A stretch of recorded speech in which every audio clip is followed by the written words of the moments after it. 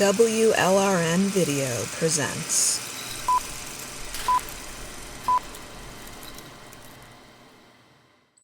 All right, Sheila, thank you so much for joining me today. I have read your most recent book, Trigger Warning, and I'm delighted to discuss some of the deeper, more philosophical challenges that I think your book addresses. But first, can you just tell us briefly a little bit about yourself? Yes, I was involved in the women's liberation movement in Britain in the 1970s and 80s and became a lesbian. And indeed, there's a whole chapter in that book, my memoir on choosing to be a lesbian. I became a lesbian feminist because of my politics. In 1991, I went to the US to get a job in a university at the University of Melbourne, and I taught there for 25 years. And became a professor and wrote lots of books. And I think the one I'm doing now is my 12th or something, but actually I lose count at the moment. So that's who I am. And I came back to Britain so I could get involved in feminist and lesbian feminist politics again. And here in the UK, I'm involved with the Women's Human Rights Campaign, which created the Declaration on Women's Sex-Based Rights, and promotes that against the incursions of men with female gender identities into the category of women. So that's who I am. Fabulous. Well, and I want to say too, thank you so much for your dedication and just championship of women. I have been familiar with your work for years, and after reading Trigger Warning, it's just fantastic to see all of your work come together. I do want to ask you, a lot of the book that you've written and the work that you've done is around sexuality as a social construct. So I'm curious, how do you believe that sexuality is socially constructed, and what does that actually mean for women living in a patriarchal society? Well, once upon a time in the 1950s, 60s, 70s, it was understood that human behavior was socially constructed, and that indeed categories of oppression were very much socially constructed as well, in the sense that race and sex were constructed as subordinate categories with certain kinds of behavior in order to control Black people, women, and so on. So social construction was the order of the day. Sociologists theorized social construction and, of course, promoted and taught social construction. Therefore, we understood at that time that what we called sex stereotypes, what is now called gender, which is women having to wear high-heeled shoes and liking to clean the toilet, and all of those forms of behavior, are socially constructed. If that were not the case, then, obviously it would be reasonable to oppress women because they are more stupid and only want to do housework and so on and so on. So the very basis of feminism is an understanding of social construction. That's where we came into this game. And at that time, too, in the 70s and 80s, we understood sexuality to be socially constructed. We created an analysis of heterosexuality as a social construction, as an institution, not necessarily socially constructed in the terms of whether somebody fancied somebody else, but as a social construction, socially constructed to make sure that women serviced men in the house through child rearing, emotional labor, etc., etc., etc., and that men could control them. So alongside that, of course, we understood that because heterosexuality was socially constructed, so was lesbianism, in the sense that lesbianism was forbidden and constructed to be something evil and deviant and so on. Whereas, in fact, we understood that women could choose to be lesbians and they could leave heterosexuality, as many, many, many thousands did at that time, to become lesbians. It was undoubtedly socially constructed because there were women in their 70s becoming lesbians, women after several marriages, women with many children, and becoming very happily lesbians for the rest of their lives. That's hard to understand now because we're in a very, very conservative political time, when there are even younger lesbians who should, of course, be in the forefront, assuming that lesbianism is something biological, which means that they think that heterosexuality is something biological as well, that simply cannot change. I had a PhD student who worked on interviewing women who'd become lesbians in the 70s, 80s, and 90s about why they thought they'd become so. She found that the ones who became lesbians in the 70s believed they chose, almost all. In the 80s, half and half, some chose, some thought it was biological. By the 90s, most thought it was biological. So it shows you that the social context in which you make these decisions about your life is politically constructed, and that constructs the way you think about what you do. That's so interesting, because I completely agree with you, actually. I didn't necessarily, before you gave that answer. One concept that stood out to me is, of course, choosing to be a lesbian, because one of the arguments that my millennial peers and I have used for women's rights is that our sexuality is innate and it's not a choice. And you just spoke about in the 90s, that was what was considered just a fact. So I'm also curious, why do you believe that women can and should, most importantly, choose lesbianism as a pathway towards liberation? Well, I believe women can, because of course they do in their many, many, many, many thousands. But back in the 1970s, I was involved in writing a paper for a conference called the Political Lesbian Paper, in which we argued that feminists should indeed become lesbians because it fitted best with their politics. Because to be heterosexual women and to go out to your meeting in the evening, have a wonderful time in the exotic and erotic atmosphere of thinking things and feeling excited with other women, and then go home to Nigel, was a very strange thing. And we argued that actually putting all your politics and your social life and your love and who you did sex with, putting all of that together as lesbian feminism was obviously the most straightforward and sensible thing to do. But of course, heterosexuality is absolutely enforced upon women, and it's very hard for women to make those choices, and many feel completely unable to do that. And do you think it's safer for some women to stay in the closet, and maybe in some situations the best choice for their own personal safety? Well, that depends where you're talking about and in which cultures and which societies, because there are some situations in which women will get killed for becoming lesbians, and that does happen, of course. And some societies like South Africa, where there's corrective rape exercised against lesbians by men, it's much less safe to be lesbians. So it does depend upon what women, the constraints of women's lives, obviously. Absolutely. What is it about lesbianism and lesbian culture that you believe makes it a threat to patriarchy? Well, because heterosexuality is absolutely fundamental to patriarchy as a political institution, men need to maintain that. And they maintain that by ensuring that women are heterosexual. Women get sexually aggressed against and often penetrated from a very young age. So women don't even have a chance to begin to understand what they might like to do with their bodies or who they might like to love. Men enforce heterosexuality on women. If you think just sitting in a pub, a man will come up and say, "Are you ladies on your own?" So the enforcement of heterosexuality is total. So because men actually gain so much from it, not only do they gain children and the control of children, but of course they gain sexual access, they gain all of their housework being done, their emotional labor, etc., etc. Very, very, very important and worth a huge amount in the world economy.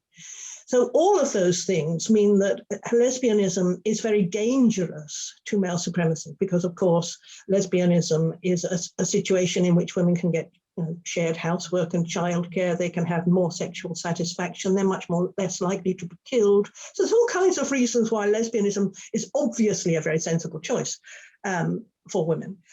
Which is why these days it's been pretty much suppressed. There's very little about lesbians. Lots of women are too afraid to call themselves lesbians anymore. They call themselves queer or non-binary. This is not true of gay men. They don't have to call themselves all the things under the sun. They can just be gay men.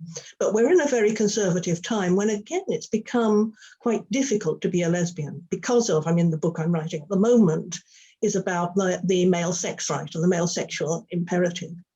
And lesbians escape that, and because we're at a time when the male sex right is absolutely universal through all the paraphilias and prostitution and so on, women simply cannot be allowed to be lesbians.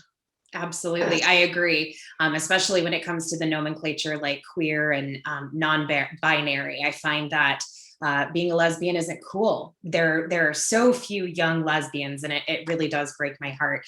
Do you think it's possible, though, that larger numbers of women might choose to be lesbians like they did in the 1970s? And how do you envision, if so, that this act might change society and have a lasting effect?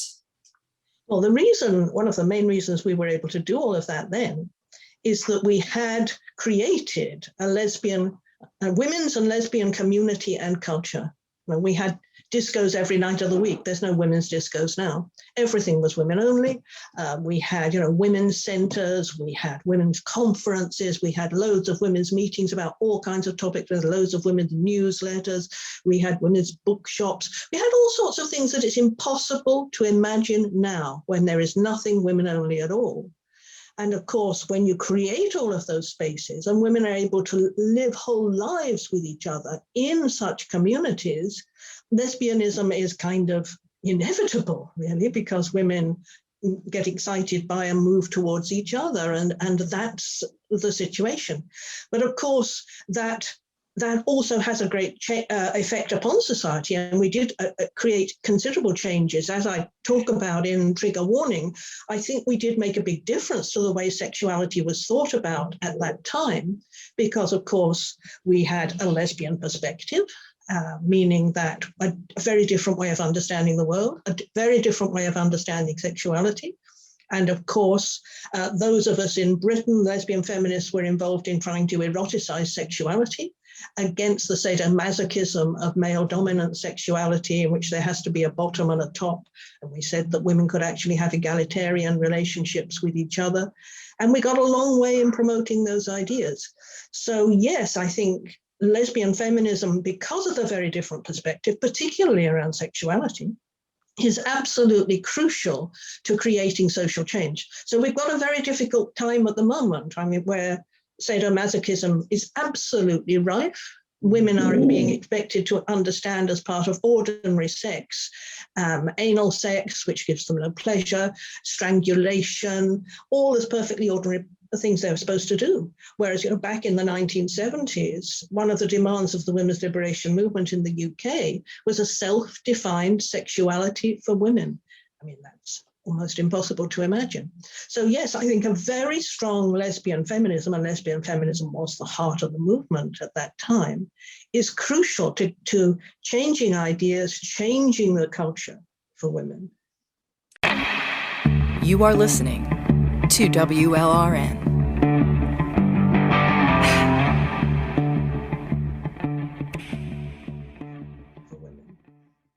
It's hard for me to even grasp some of that as you're speaking about it, because you're right, it's so difficult for us to find those spaces. So what does it feel like and look like to be immersed in a healthy lesbian culture? And maybe as a second component of that, how would you go about convincing women into choosing lesbianism? Well, all I can say is that back in the day, early 1980s, let us say, we had Lesbian History Group, which had tours around buildings where lesbians had lived, which had Mary Daly come to speak, and so on and so on, and looked at literature and history. So we had a culture to fit ourselves into, an understanding of lesbians in history. That was very important to constructing who we were. We had the London Lesbian Archive that I was involved with to save what we were creating and our past. We had lesbian theatre, and a lot of it extremely funny. We had lesbian bands that also sang very funny and very passionate songs. So we were immersed in the culture. We had common cultural reference. We had the same posters on our walls. We had the same scissor earrings in our ears. And so we lived in a community which is now very difficult to imagine, because we're all so separate from one another. And I think the second part of the question you were asking was something about turning women into lesbians. How would you, oh, the dream, isn't it? How would you go about recruiting women into lesbianism?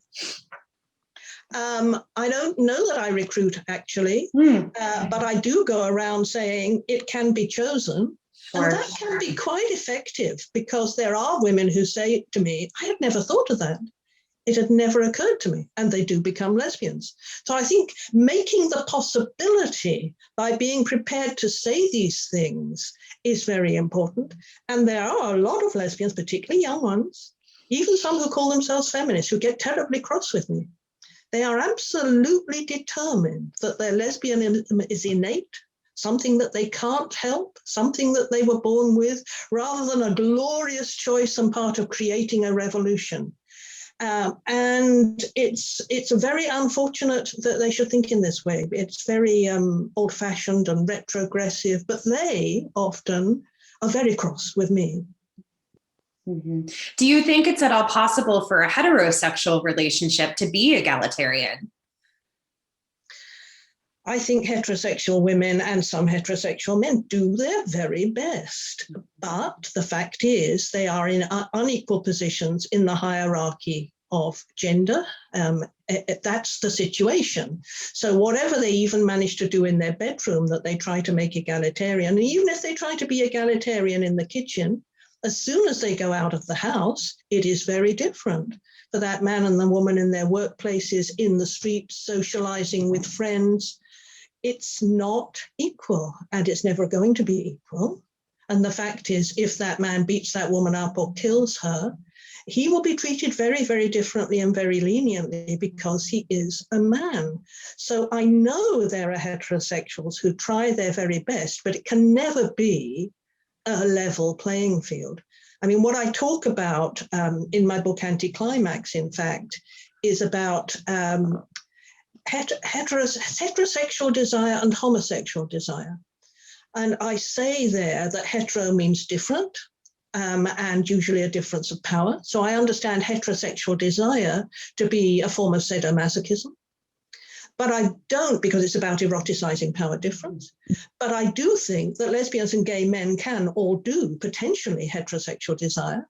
And I think heterosexual people don't necessarily have to do that. They can go for homosexual desire. They can try and do that, which is sameness of power and not power difference. So I like to sort of change those words around a little, and also, give some credibility to my heterosexual friends who are trying very hard to create egalitarian relationships. They really are, and all respect to them. Sure.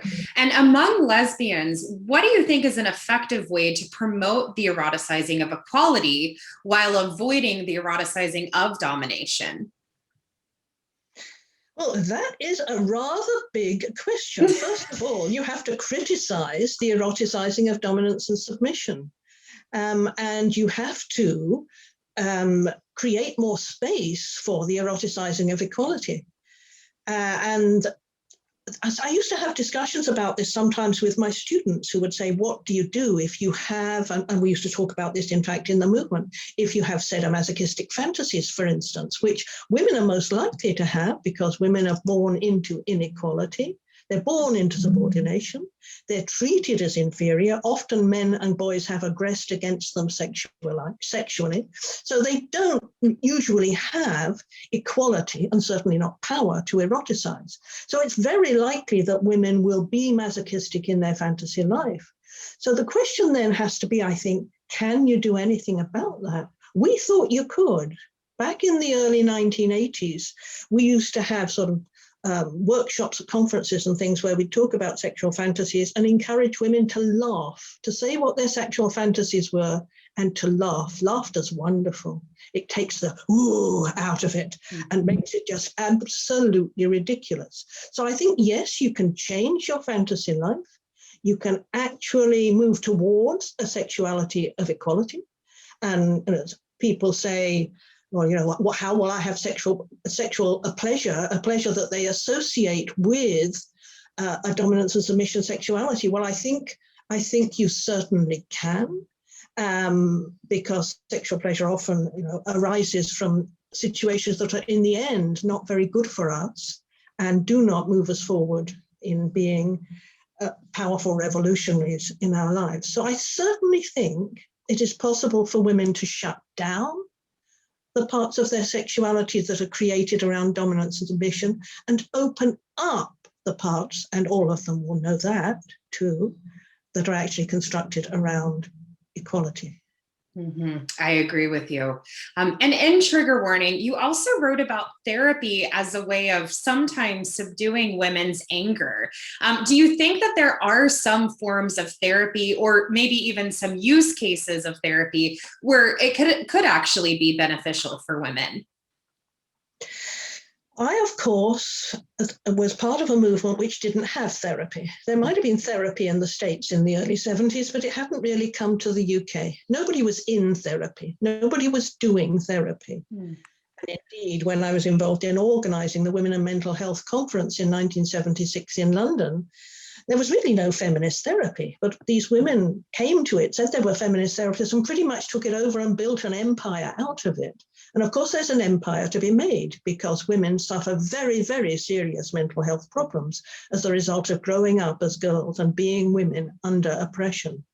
There's no question that women suffer very serious mental health problems as a result of that. But the problem with therapy, and I did write at the time a paper called Consciousness Raising or Revolution, something else, in which I talked about how therapy is about reform, and consciousness raising is about revolution, because therapy is very much about individualizing your problems. It's not collective. Women don't usually do therapy in a gang. And there's somebody who's the high priest who has a position of authority. So it's not equal ever. And very often, I think it is about calming women down. I do talk in Trigger Warning about a woman who was into co-counseling, saying to me back in the mid-70s that I should do co-counseling, which was supposed to be better because there was no high priest. It was just two women chatting to each other. And that was supposed to be better. And she said it would help me because it would reduce my anger. And I was absolutely horrified. I thought, my God, she wants to stop me being a feminist. And of course, I've been furious all my life. My fury keeps me going. Furious. I go bird watching other things as well. I have a rage inside me, as all feminists need to have if we're going to change the world. So we had very, very developed critique of therapy in the late 70s and 1980s, in the US too. In the journal Lesbian Ethics, there were lots of pieces about whether therapy was a good idea and the problems that often the therapists would sleep with their patients and whether that was okay or not. And it was supposed to be because it was okay because it was completely equal. It was two women. Therapy is never equal. There's nothing equal about it. So we had a very developed political critique of therapy, because of course we'd all come out of a time in the 1960s when there was the anti-psychiatry movement. There was Thomas Satz's book, The Myth of Mental Illness. There were books, The Radical Therapist, all kinds of books that critiqued the whole psychiatry profession and therapy itself. Jeffrey Masson's book, Against Therapy, takes apart every single kind of therapy. I know this is hard for an American audience to understand, because in America, therapy is absolutely huge. Probably most women have been through it in some form. I don't know. But to criticize it is probably seen as some kind of heathen anathema for women in America, much more even than it is here. It is interesting. I'd never considered it before, and how the dynamic of a patient and a therapist will never be equal, even if they are two women. I've never even heard that type of dialogue or question raised before. So I will be very keen to hear how our listeners react to that, and if they have further questions on that. So thank you for walking me through that as well. And what do you say when people call you a prude? I've been called a prude because I disagree with the politics of kink sex. What is your response to that? I think what we all should do is wear badges saying prude, because prude, originally the etymology of the word is it means good. Prude femme was a good woman, and proud, the etymology is the same. Mary Daly says we should call ourselves proud prudes. And I absolutely agree. A prude is a wonderful, wonderful thing to do. It means you're exercising your powers of discrimination and your powers of judgment and working out what is good for women and what is good for yourself. And it's a wonderful thing to be a prude. And agency. You have agency over your body as well. I love that. I love that. Well, Sheila, those are all the questions that I have for us today. Thank you so much for your time and for this interview, and ultimately for your constant and unfailing commitment to women. Such a pleasure getting to chat with you today. Yeah, very nice to chat with you as well, Mer. Thank you very much.